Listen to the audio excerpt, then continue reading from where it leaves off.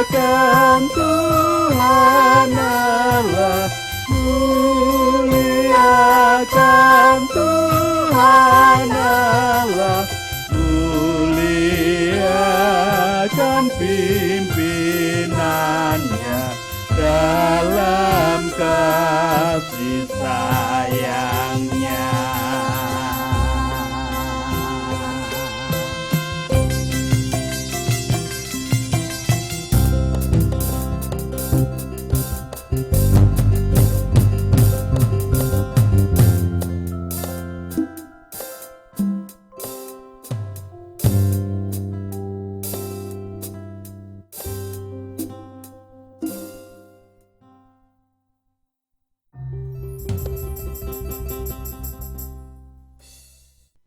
Semangat pagi, selamat bertemu kembali pada hari Jumat 15 Oktober 2021.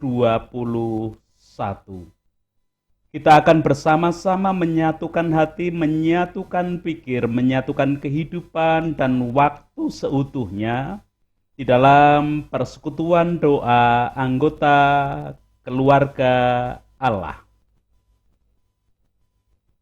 Biarlah pertolongan kita hanya berasal dari Allah yang telah menciptakan langit bumi beserta segala isinya. Untuk itu kasih karunia dan damai sejahtera yang dari Allah Bapa kita dan Tuhan Yesus Kristus ada pada saudara sekalian. Amin. Muliakan pimpinannya dalam kasih sayangnya.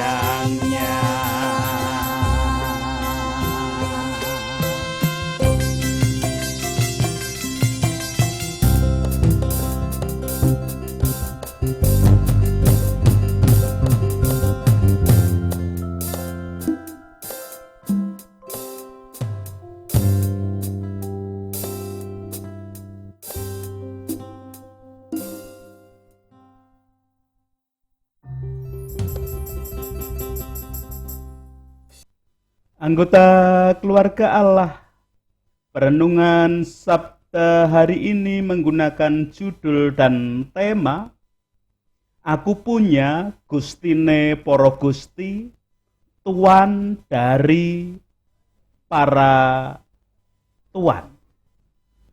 Anggota keluarga Allah, orang Jawa menyebut Tuhan dengan Gusti. Mengulang kembali bahwa keroto boso atau jarwo doso, kata Gusti adalah bagus ing ati. Jadi sebutan Gusti tersebut muncul bukan semata-mata karena ajaran agama atau dogma. Bagus ing ati merupakan pengakuan bahwa ada sesuatu yang lebih bagus dan itu diakui dari hati yang paling dalam. Bagus sendiri bisa diartikan baik. Jadi orang Jawa menyebut Gusti semestinya sudah terlebih dahulu merasa-rasakan bahwa yang disebut Gusti, bagus ing ati itu adalah sesuatu yang memang bagus dan baik. Bahkan keroto boso bagus ing ati sebenarnya merupakan pengakuan tentang sesuatu yang paling bagus, paling baik. Dan itu sudah dimasukkan ke dalam hati dan sudah terpatri karena itu menjadi paling bagus untuk diikuti, menjadi panduan bagi kehidupan setiap hari. Tentu proses merasa-rasakan hingga muncul pengakuan tentang yang paling bagus, paling baik tidaklah dalam waktu yang sebentar dan semudah membalik telapak tangan. Di dalamnya pasti terjadi proses membanding-bandingkan terlebih dahulu antara kuasa yang satu dengan kuasa yang lain, hal yang satu dengan hal yang lain, hingga pada saatnya dinyatakan dan menemukan ini yang paling bagus untuk hati bagi orang Jawa. Anggota keluarga Allah, Yohanes, ketika menerima penglihatan, menyatakan pengakuan bahwa mempunyai Gustine Poro Gusti, Tuan dari para tuan. Memang berawal dari pengajaran yang disampaikan pada penglihatan yang diterima Yohanes tersebut, di mana ada sosok pribadi yang menjadi Gustine Poro Gusti, Tuan dari para tuan. Namun berikutnya menjadi pengakuan bagi Yohanes secara pribadi, bahkan kemudian diajarkan kepada orang-orang percaya di sepanjang zaman sampai saat kita saat ini, bahkan sampai akhir zaman besok, sebagai wujud bahwa Yohanes sendiri mengakui adanya Gustine Poro Gusti, Tuan dari para tuan. Hal tersebut bisa kita saksikan lewat bacaan kedua leksionari hari ini. Kita akan bersama-sama memperhatikan dengan cara membaca dan rasakan bacaan tersebut. Kitab Wahyu pasal 17 ayatnya pertama sampai dengan 18 memberikan kesaksian demikian. Lalu datanglah seorang dari ketujuh malaikat yang membawa ketujuh cawan itu dan berkata kepadaku, "Mari ke sini, aku akan menunjukkan kepadamu putusan atas pelacur besar yang duduk di tempat yang banyak airnya. Dengan dia, raja-raja di bumi telah berbuat cabul dan penghuni-penghuni bumi telah mabuk oleh anggur percabulannya. Dalam roh aku dibawanya ke padang gurun, dan aku melihat seorang perempuan duduk di atas seekor binatang yang merah ungu, yang penuh tertulis dengan nama hujat. Binatang itu mempunyai 7 kepala dan 10 tanduk. Dan perempuan itu memakai kain ungu dan kain kirmisi yang dihiasi dengan emas, permata dan mutiara. Dan di tangannya ada suatu cawan emas penuh dengan segala kekejian dan kenajisan percabulannya. Dan pada dahinya tertulis suatu nama, suatu rahasia, Babel besar, ibu dari wanita-wanita pelacur dan dari kekejian bumi. Dan aku melihat perempuan itu mabuk oleh darah orang-orang kudus dan darah saksi-saksi Yesus. Dan ketika aku melihatnya, aku sangat heran. Lalu kata malaikat itu kepadaku, "Mengapa engkau heran? Aku mengatakan kepadamu rahasia perempuan itu dan rahasia binatang yang memikulnya, binatang yang berkepala 7 dan bertanduk 10 itu. Adapun binatang yang telah kau lihat itu telah ada, namun tidak ada, ia akan muncul dari jurang maut dan ia menuju kepada kebinasaan. Dan mereka yang diam di bumi, yaitu mereka yang tidak tertulis di kitab kehidupan sejak dunia dijadikan, akan heran apabila mereka melihat bahwa binatang itu telah ada, namun tidak ada dan akan muncul lagi. Yang penting di sini ialah akal yang mengandung hikmat. Ketujuh kepala itu adalah 7 gunung yang di atasnya perempuan itu duduk. Ketujuhnya adalah juga 7 raja. 5 di antaranya sudah jatuh, yang 1 ada dan yang lain belum datang.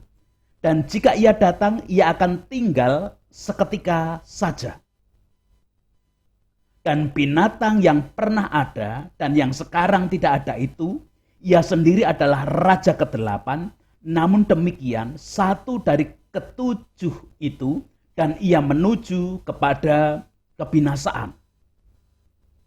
Ke-10 tanduk yang telah kau lihat itu adalah 10 raja yang belum memulai memerintah.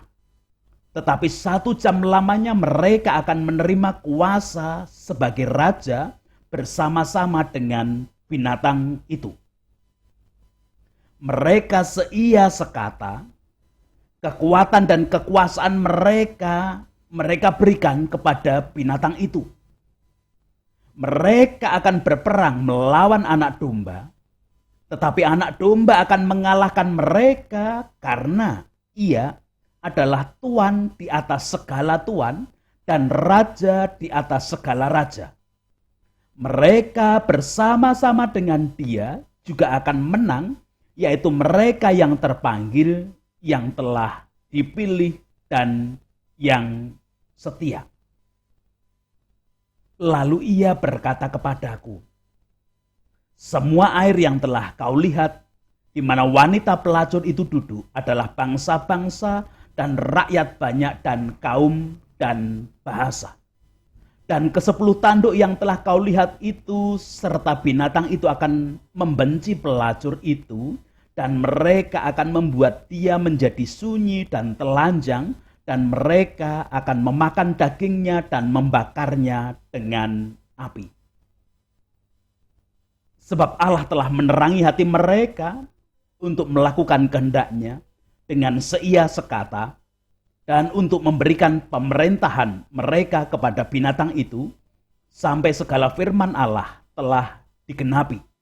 Dan perempuan yang telah kau lihat itu adalah kota besar yang memerintah atas raja-raja di bumi.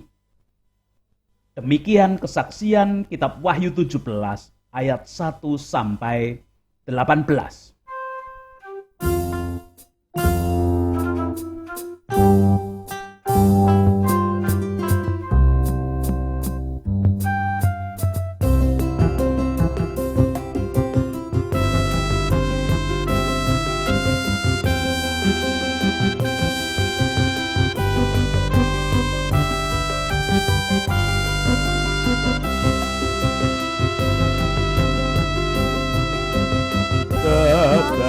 Kekasihmu abadi, seluruh langkah kami yang mengikutinya, hidup sukacita.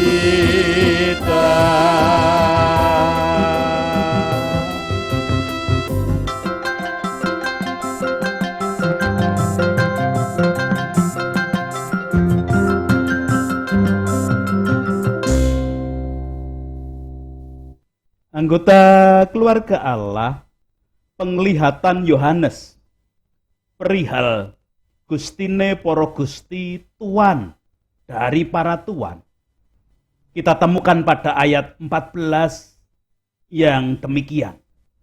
Mereka akan berperang melawan anak domba, tetapi anak domba akan mengalahkan mereka karena ia adalah Tuan di atas segala Tuan dan Raja di atas segala raja.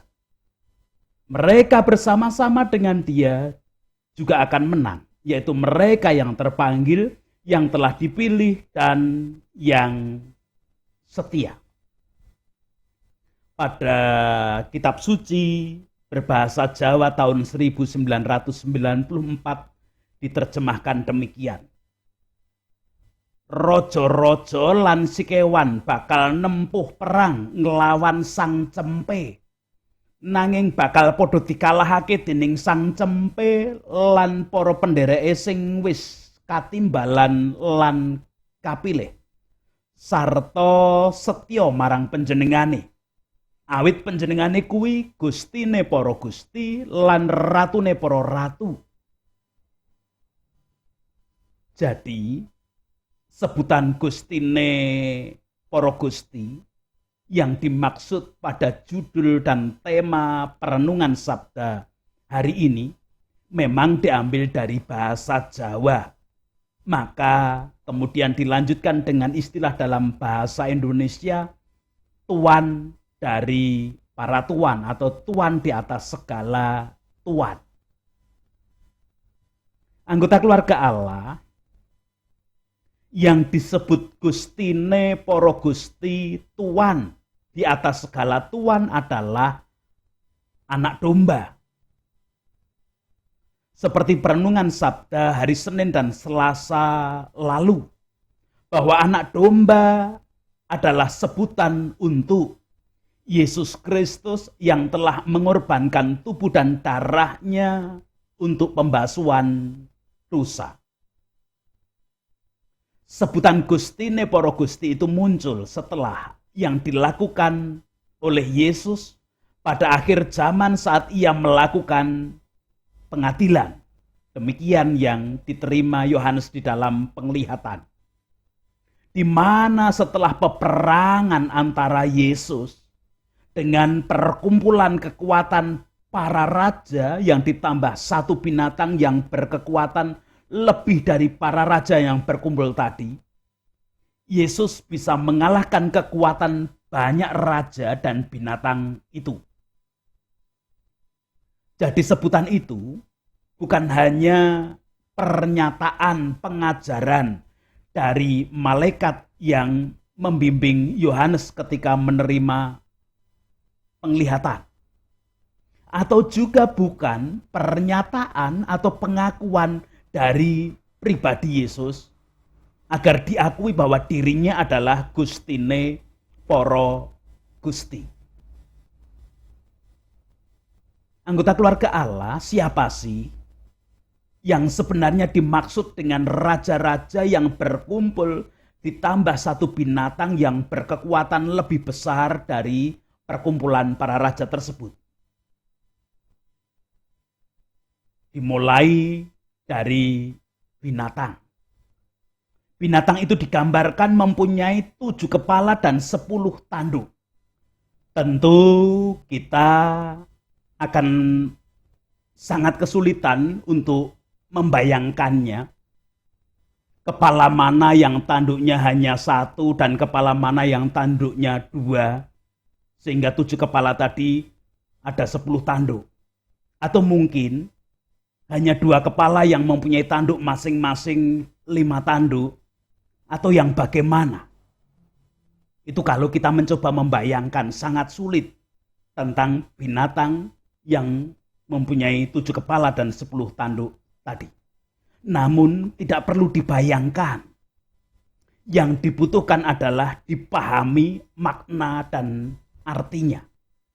Kita akan mencoba menggunakan ayat bantu, ayat yang ke-8 yang demikian. Adapun binatang yang telah kau lihat itu telah ada, namun tidak ada, ia akan muncul dari jurang maut dan ia menuju kepada kebinasaan.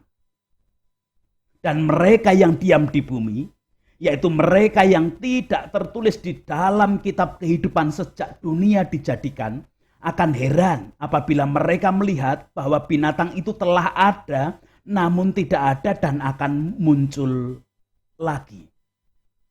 Anggota keluarga Allah bahasanya sulit untuk dipahami, tetapi kita akan mencoba belajar bersama untuk memahami apa yang dimaksudkan di dalam penglihatan Yohanes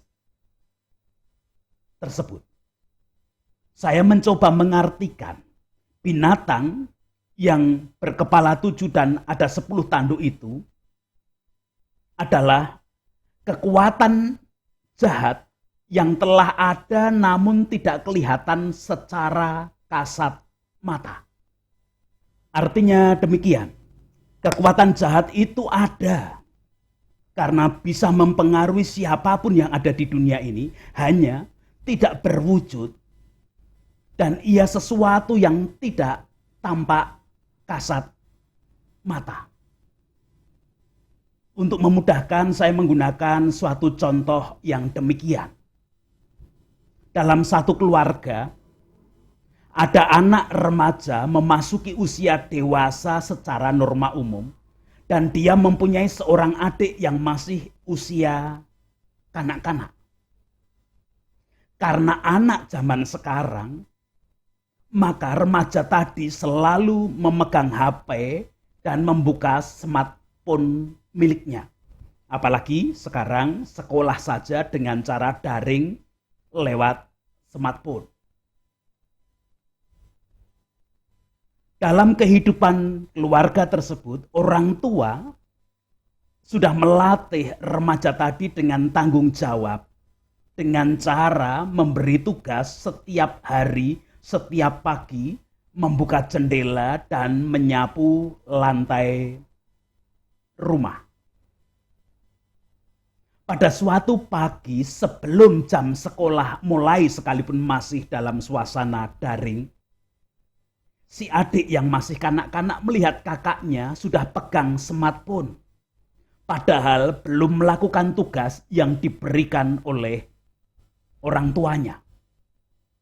Maka si adik menirukan orang tua, apa yang pernah dilihatnya ketika orang tua mengingatkan kakaknya, dan kemudian mengingatkan kakaknya dengan ngomong, "Kak, smartphone-nya diletakkan dulu, itu jendela belum dibuka dan lantai belum disapu." Maka tiba-tiba remaja itu marah dan memukul si adik sambil berkata, "Apa urusanmu? Anak kecil ikut-ikutan." Anggota keluarga Allah dalam hal ini, apakah si adik salah ketika menirukan orang tuanya mengingatkan kakaknya? Tetapi kenapa si kakak malah memukul adik sambil mengata-ngatai, bahkan ngomel? Kekuatan jahat dari mana yang merasuki si kakak? Apakah memang si kakak adalah si jahat, berubah menjadi si jahat? Tentu bukan karena si kakak adalah si jahat. Tetapi sebenarnya karena ada kekuatan yang tidak tampak mata sedang mempengaruhi si kakak ketika tidak terima diingatkan oleh si adik yang masih anak, bahkan lebih kecil. Itu berarti kekuatan jahat itu ada sekalipun tidak tampak. Belum lagi ketika si ayah tersulut kemarahannya saat mendengar adik menangis karena dipukul dan diomelin oleh kakak. Ditambah lagi ketika ibu yang sebenarnya berada di belakang dan tidak tahu keadaan, namun mendengar si ayah membentak kakak, kemudian bertengkar dengan si ayah. Bukankah kekuatan si jahat itu begitu dahsyat? Hanya dari satu peristiwa kecil saat adik mengingatkan kakaknya, padahal itu sebenarnya tidak salah dan itu sesuatu yang baik, namun bisa berdampak menjadi pertengkaran besar dalam suatu keluarga. Bukankah kekuatan jahat semacam itu memang ada dan kita rasakan? Bahkan kekuatan jahat semacam itu juga seringkali yang mempengaruhi kehidupan di dalam komunitas-komunitas yang lebih besar. Bahkan terjadinya peperangan antar negara seringkali juga karena adanya kekuatan jahat yang tak tampak tadi, namun bisa memberikan pengaruh kejahatannya. Anggota keluarga Allah berikutnya, Ayat 9 sampai dengan ke-11 menyatakan demikian. Yang penting di sini ialah akal yang mengandung hikmat. Ketujuh kepala itu adalah 7 gunung yang di atasnya perempuan itu duduk. Ketujuhnya adalah 7 raja. 5 diantaranya sudah jatuh, yang 1 ada dan yang lain belum datang. Dan jika ia datang, ia akan tinggal seketika saja. Dan binatang yang pernah ada dan yang sekarang tidak ada itu, ia sendiri adalah raja ke-8, dan namun demikian 1 dari ke-7 itu, dan ia menuju kepada kebinasaan. Itu berarti 7 raja yang digambarkan dengan 7 kepala pada binatang tadi adalah raja-raja yang sudah dipengaruhi oleh kekuatan jahat yang tak tampak tadi. Entah wujudnya selama hidup mereka saling berperang satu sama lain, atau mereka bersekutu kemudian menjatuhkan kerajaan yang lainnya lagi, atau dalam hal apapun yang pasti mendatangkan kerusakan dan kedamaisejahtera hilang. Ke-7 raja itu sudah mengikuti pengaruh jahat yang ada namun tidak tampak tadi. Dan ternyata binatang tersebut tadi selain menjadi gambaran kekuatan yang jahat yang tak tampak, juga pernah dan bisa mewujud menjadi 1 raja yang mempengaruhi yang lainnya lagi. Bahkan yang lebih mengerikan adalah kekuatan jahat yang tak tampak beserta raja-raja yang dipengaruhi oleh kekuatan jahat itu melakukan kejahatan karena pengaruh pelacur atau pengaruh perempuan sundal yang disebut dengan Babel besar. Dalam hal ini tidak akan diartikan tentang Babel besar. Pelacur atau perempuan sundal adalah simbol perselingkuhan. Dan perselingkuhan yang dimaksudkan adalah upaya manusia untuk menyelingkuhi Tuhan. Manusia yang menyelingkuhi Tuhan adalah manusia yang sekalipun mengakui Tuhan itu ada, bahkan Tuhan itu punya kuasa, itu diakui. Namun justru mempercayakan hidupnya pada kuasa lain di luar Tuhan. Jikalau kita mengkaitkan dengan istilah Jawa sebutan Gusti sebagai bagus ing ati, berarti orang yang menyelingkuhi Tuhan, pengaruh pelacur tadi, mengakui bahwa Tuhan itu paling baik, Tuhan itu paling bagus, tetapi masih saja mendua dengan kekuatan dan kekuasaan lain, sekalipun tahu itu hanya semu, tidak memberikan kepuasan yang sejati. Anggota keluarga Allah berikutnya perihal tanduk. Ayat 12 menyatakan, dan ke-10 tanduk yang telah kau lihat itu adalah 10 raja yang belum mulai memerintah, tetapi 1 jam lamanya mereka akan menerima kuasa sebagai raja bersama-sama dengan binatang itu. Kalau kita membayangkan kekuatan jahat yang tak tampak dan bisa berubah menjadi raja besar, tentu sangat mengerikan. Padahal mereka bersekutu seia sekata untuk melawan anak domba Allah. Ayat 13 memberikan kesaksian, mereka seia sekata, kekuatan dan kekuasaan mereka berikan kepada binatang itu. Sungguh sangat mengerikan.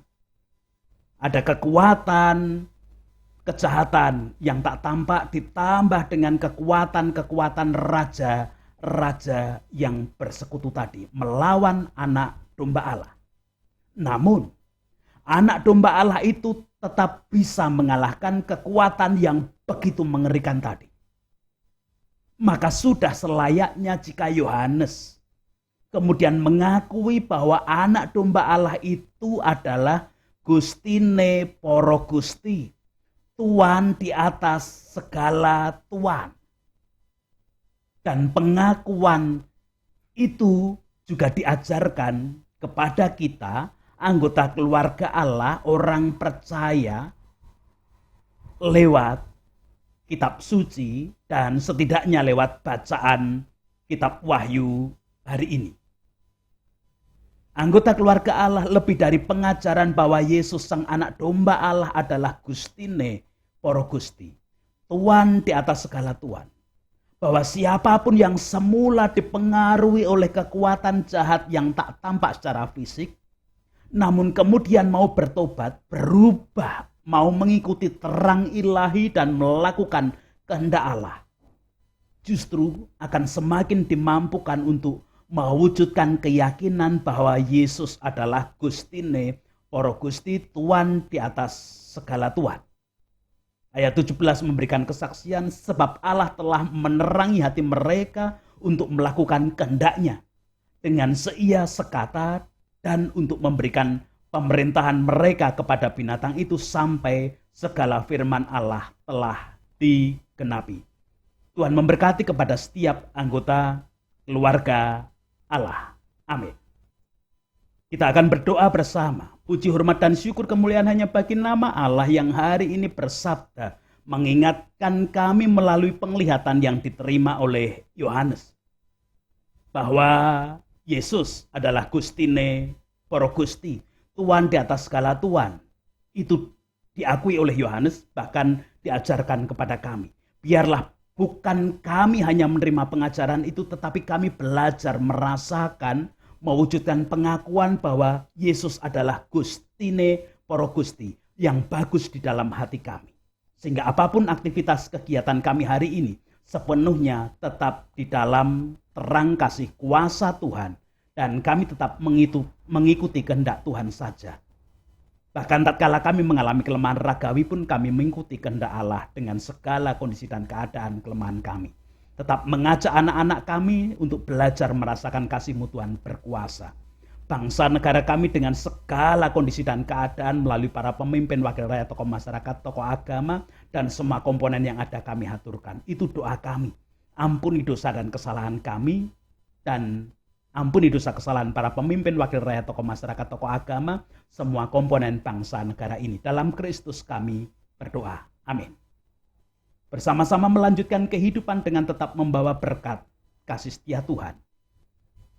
Kasih karunia dan damai sejahtera yang dari Allah Bapa kita dan Tuhan Yesus Kristus di dalam persekutuan dengan Roh-Nya yang kudus tercurah, melingkupi, menguasai, melayakkan setiap anggota keluarga Allah menjalani kehidupan dengan pengakuan Sang anak domba adalah Gustine Poro Gusti, Tuan di atas segala Tuan. Amin.